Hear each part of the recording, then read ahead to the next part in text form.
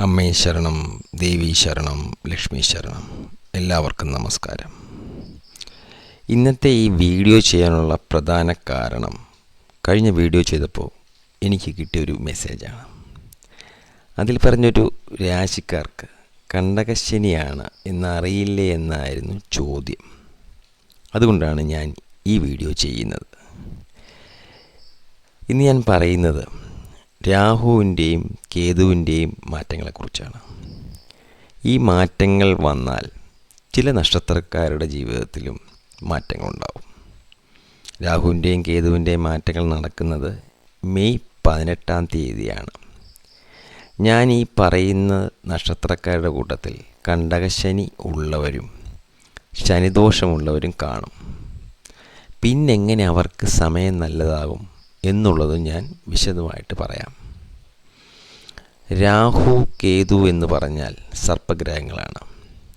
ഈ രണ്ട് ഗ്രഹങ്ങളും 18 മാസ കാലാവധിയിലാണ് രാശിമാറ്റങ്ങൾ നടത്തുന്നത്.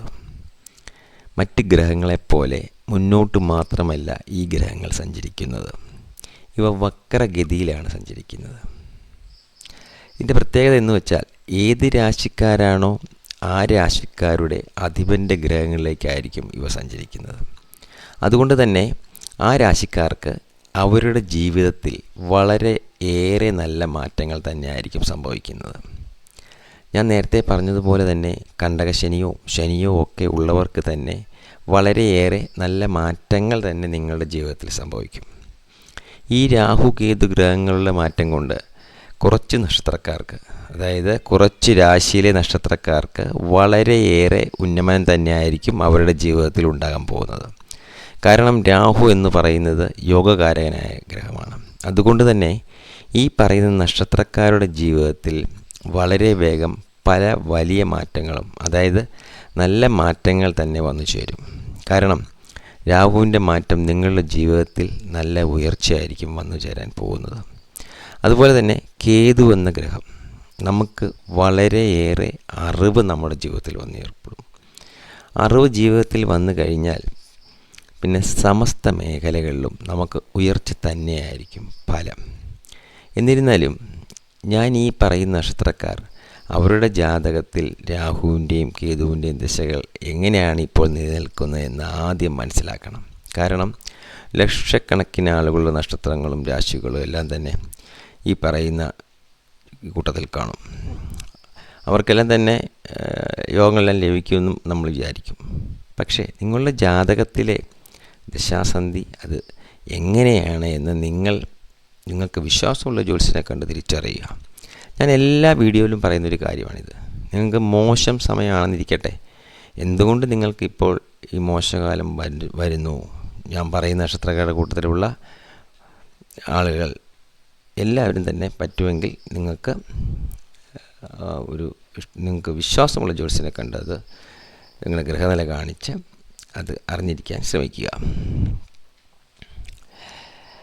ഇപ്പോൾ ഞാൻ കഴിഞ്ഞ മെസ്സേജ് അയച്ച കൂട്ടത്തിൽ അദ്ദേഹം പറഞ്ഞൊരു കാര്യം, മിഥുനക്കൂറുകാർക്ക് മാർച്ച് 29 ശേഷം കണ്ടകശനിയാണ്. എല്ലാവർക്കും ഞാൻ കഴിഞ്ഞ വീഡിയോയിലും പറഞ്ഞ കാര്യമാണ്.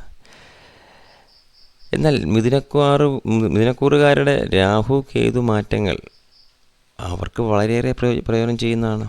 ഞാൻ 100% ഉറപ്പ് പറയുന്നു. മിഥുനക്കൂറുകാർക്ക് കണ്ടകശനി ആയിരുന്നാലും അവർക്ക് വളരെയേറെ നല്ല സമയം തന്നെയാണ് ഈ വരുന്നത്. ഞാനിപ്പോൾ പ്രധാനമായിട്ടും പറയുന്ന കാര്യം, ഞാൻ ഈ പറയുന്ന നക്ഷത്രക്കാർക്ക് ഈ പറയുന്ന എല്ലാ യോഗങ്ങളും ലഭിക്കുന്നതായിരിക്കും. എന്നിരുന്നാലും നിങ്ങൾ ദിവസേന പ്രാർത്ഥനയും പറ്റുമെങ്കിൽ ക്ഷേത്രദർശനമൊക്കെ ചെയ്ത് നിങ്ങൾക്ക് എന്തെങ്കിലും ചെറിയ ദോഷങ്ങളുണ്ടെങ്കിൽ മാറ്റുവാൻ ശ്രമിക്കണം. കാര്യം ചിലർക്ക് ഈ പറയുന്ന യോഗങ്ങൾ മുഴുവനായിട്ട് ലഭിക്കാതെ വരും. നിങ്ങളൊരു ജ്യോത്സ്യനെ കണ്ടു കഴിഞ്ഞാൽ ഇപ്പോൾ അതെന്താണെന്ന് പറഞ്ഞാൽ നമുക്ക് തന്നെ വഴിപാട് നടത്തി കഴിഞ്ഞാൽ മുഴുവനായിട്ടുള്ള യോഗങ്ങൾ നമുക്ക് ലഭിക്കാൻ സാധിക്കും. രാഹു കേതു മാറ്റങ്ങൾ കൊണ്ട് വളരെയേറെ ഉയർച്ചയിലേക്ക് പോകുന്ന കുറച്ച് രാശിയിലെ നക്ഷത്രക്കാരെ നമുക്കൊന്ന് ആരൊക്കെയാണെന്ന് നോക്കാം. ആദ്യമായിട്ട് മേടം രാശിയിൽ വരുന്ന അശ്വതി, ഭരണി, കാർത്തിക നക്ഷത്രക്കാർക്കാണ് ഈ യോഗം കൂടുതലായിട്ട് ലഭിക്കാൻ പോകുന്നത്. മേടൻ രാശിക്കാരെ കുറിച്ച് പറയുകയാണെങ്കിൽ നിങ്ങൾക്ക് മാർച്ച് 29 ശേഷം 7.5 ശനിയാണ് ആരംഭിച്ചിട്ടുള്ളത്. അതുപോലെ തന്നെ വ്യാഴമാറ്റവും നിങ്ങൾക്ക് യാതൊരുവിധ ഗുണവും ലഭിക്കുന്നതല്ല. എന്നിരുന്നാലും ഈ രാഹു കേതു മാറ്റം വളരെയേറെ നിങ്ങൾക്ക് പ്രയോജനം നൽകപ്പെടും. ഈ രാഹുകേതു മാറ്റം ഏകദേശം 18 മാസക്കാലം നിങ്ങൾക്ക് വളരെയേറെ പ്രയോജനം നൽകുന്നതായിരിക്കും. രാഹു 11-ൽ സഞ്ചരിക്കുന്നത് കൊണ്ട് തന്നെ കർമ്മമേഖലയിൽ വളരെയേറെ ഉയർച്ചയായിരിക്കും നിങ്ങൾക്ക് ലഭിക്കാൻ പോകുന്നത്. കർമ്മമേഖല എന്ന് പറയുമ്പോൾ നിങ്ങൾ ചെയ്യുന്ന ജോലി അല്ലെങ്കിൽ ബിസിനസ്, ഇതിൽ എല്ലാം തന്നെ വളരെയേറെ ഉയർച്ചയായിരിക്കും നിങ്ങൾക്ക് ലഭിക്കുന്നത്. ബിസിനസ്സിൽ ഉണ്ടായിരുന്ന ബുദ്ധിമുട്ടുകൾ എല്ലാം തന്നെ മാറി വളരെയേറെ പുഷ്ടിപ്പെട്ട് നല്ല രീതിയിലേക്ക് ഉയരാൻ സാധിക്കും. പ്രൈവറ്റ് മേഖലയിൽ ജോലി ചെയ്യുന്നവർക്കും സർക്കാർ സർവീസിൽ ജോലി ചെയ്യുന്നവർക്കും ഈ കാലയളവിൽ ജോലി സംബന്ധമായിട്ട് ഉയർച്ചകളും സാമ്പത്തിക ഉയർച്ചയും അതുപോലെ തന്നെ നമുക്ക് മാനസികമായിട്ടുള്ള സന്തോഷവും എല്ലാം തന്നെ ലഭിക്കുന്നതായിരിക്കും.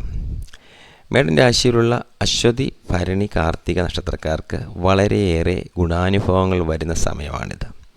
നിങ്ങൾക്ക് തൊഴിൽ മേഖലയിൽ ഉയർച്ചയും സാമ്പത്തിക അഭിവൃദ്ധിയും കുടുംബത്തും സമാധാനവും ഉണ്ടാകും. നിങ്ങൾക്ക് ഇപ്പോൾ 7ര ശനി ആയതുകൊണ്ട് ആ ശനിയുടെ തീവ്രത എല്ലാം തന്നെ രാഹുകേതു മാറ്റങ്ങൾ കൊണ്ട് നിങ്ങൾക്ക് അതിജീവിച്ച് മുന്നോട്ട് പോകുവാൻ കഴിയും. 11ാം ഭാവത്തിൽ രാഹു സഞ്ചരിക്കുന്നത് കൊണ്ട് തന്നെ നിങ്ങളുടെ ജീവിതത്തിൽ ഇത്രയും നാൾ ആഗ്രഹിച്ചിട്ടും നടക്കാതിരുന്ന പല കാര്യങ്ങളും ഈ സമയത്ത് നടക്കുന്നതായിരിക്കും. മേടൻ രാശിക്കാർക്ക് ശനിമാറ്റവും വ്യാഴമാറ്റവും രണ്ടും ഉത്തമമല്ല. എന്നിരുന്നാലും ഈ രാഹുകേതുക്കളുടെ മാറ്റം കൊണ്ട് നിങ്ങൾക്ക് അതിനെല്ലാം മറികടക്കാൻ സാധിക്കും. മേടൻ രാശിക്കാർക്ക് കേതു 5ാം ഭാവത്തിലാണ് സഞ്ചരിക്കുന്നത്. അതുകൊണ്ട് തന്നെ നിങ്ങൾക്ക് ഈശ്വരാധീനം കൂടുതലായിട്ടുണ്ടാകും. അതുപോലെ തന്നെ എന്ത് ജോലിയിലാണോ നിങ്ങൾ ഏർപ്പെടുന്നത് ആ ജോലിയുമായി ബന്ധപ്പെട്ട ഉയർച്ച തന്നെയായിരിക്കും നിങ്ങളുടെ ജീവിതത്തിൽ ഉണ്ടാകുന്നത്. മേടൻ രാശിക്കാർ വെള്ളിയാഴ്ച ദിവസം വനദുർഗാ ക്ഷേത്രത്തിൽ ദർശനം നടത്തുക.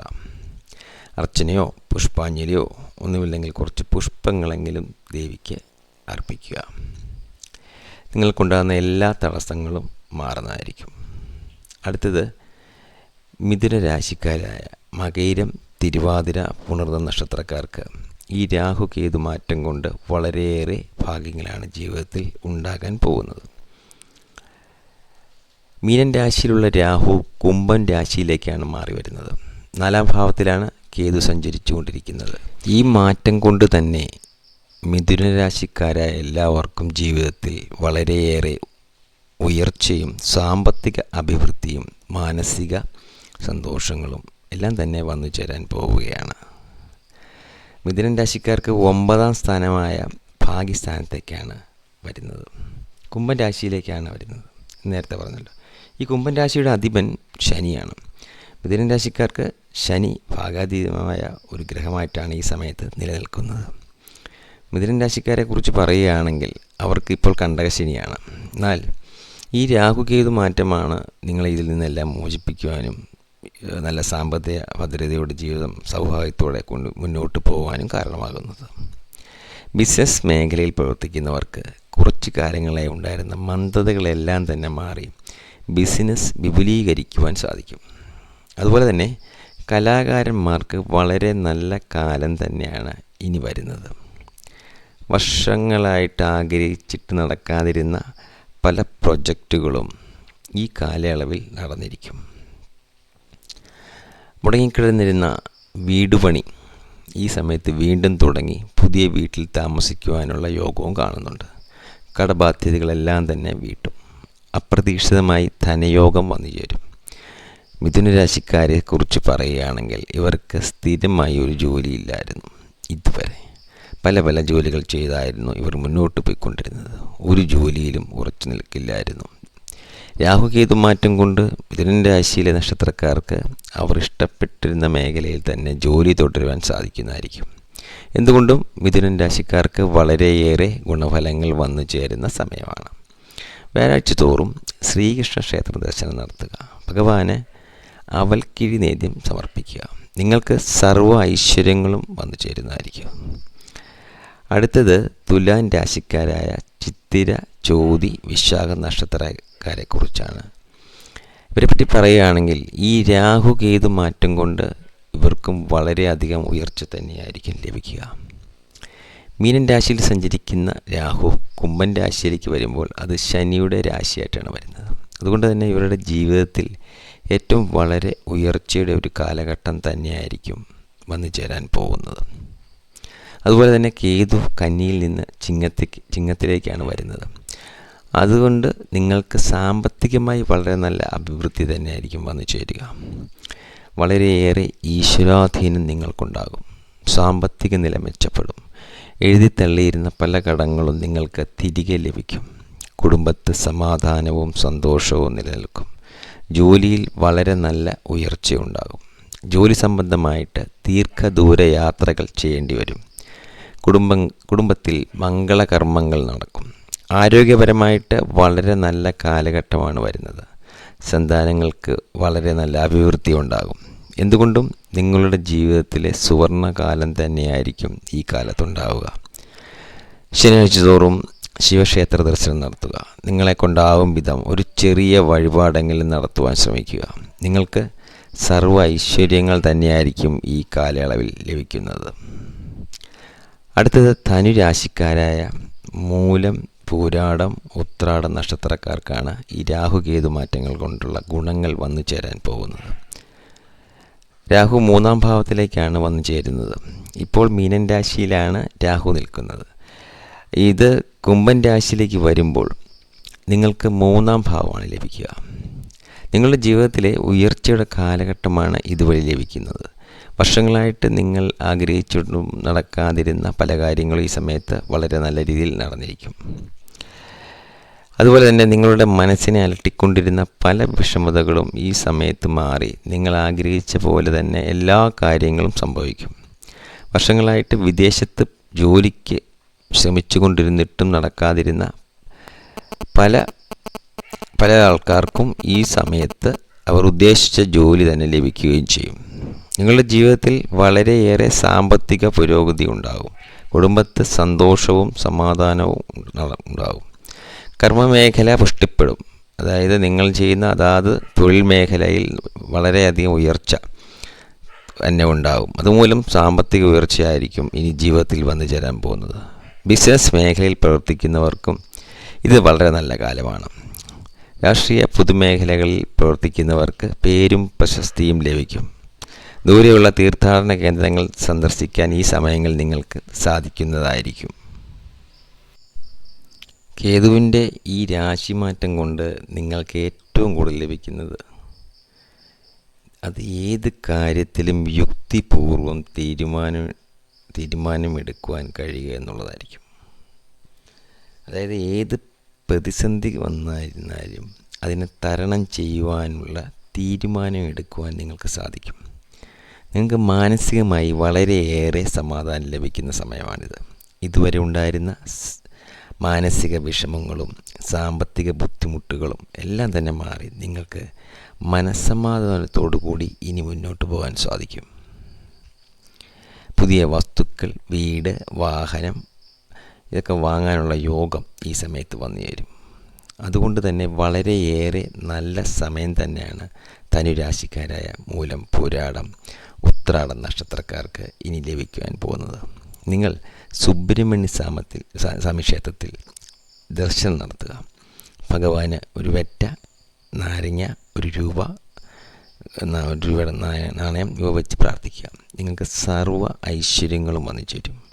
എല്ലാവർക്കും നല്ലത് മാത്രം വരണമേ എന്ന് സർവശക്തനായ ജഗദീശ്വരനോട് പ്രാർത്ഥിച്ചുകൊണ്ട് നിർത്തുന്നു. നന്ദി, നമസ്കാരം.